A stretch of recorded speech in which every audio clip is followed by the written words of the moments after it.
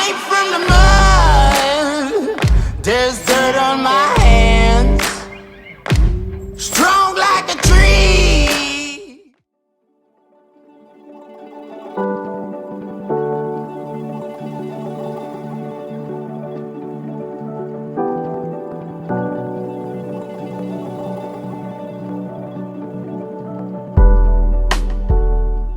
안녕하세요 여러분, 청년항공의 화입니다.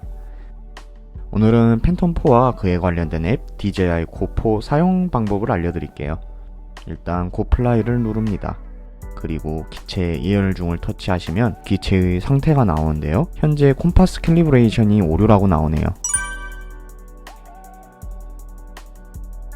캘리브레이션이 오류인 상태로 비행을 하시면 이륙 자체가 안되거나 이륙이 되더라도 추락할 수 있습니다. 캘리브레이션을 터치해주시면 실행창이 뜨는데 시작을 터치해주시고 안내 설명과 같이 해줍니다.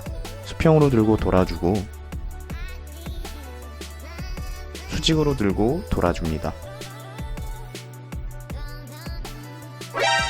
존나 카리스마 있어. 드디어 완료가 되었는데요, 기체를 평평한 바닥 위에 올려주고 다시 확인해 봅니다.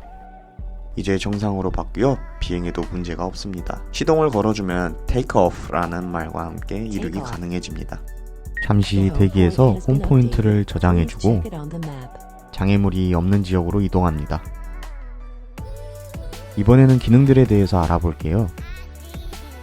드로우라는 기능인데요, 손으로 코스를 그려주면 그대로 날아가게 됩니다. 영상 촬영을 위해 녹화 버튼을 눌러주고 비행 코스를 그려줍니다. 그리고 이곳에서 드론의 속도 조절이 가능합니다. 그럼 이제 비행을 해볼까요? 현재는 드론의 정면이 고정된 비행만 가능한 상태입니다. 드론 촬영 영상하고 같이 비교해서 봐볼까요? 확실히 저장 영상은 화질이 좋아 보이네요.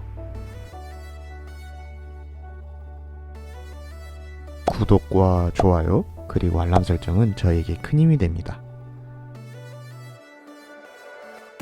이번에는 드로우의 자유방향 모드를 사용해 볼게요.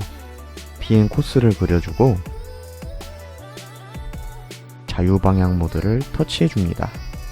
자유방향 모드는 코스로 그대로 날아가면서 러더축을 수동으로 회전시킬 수 있어서 자유로운 영상 촬영이 가능합니다. 좀 전에 보신 거와는 다르게 드론의 촬영각이 넓어진 걸 보실 수 있습니다. 오늘은 드론의 캘리브레이션 설정하기와 DJI 고4 드로우라는 기능을 알아보았습니다.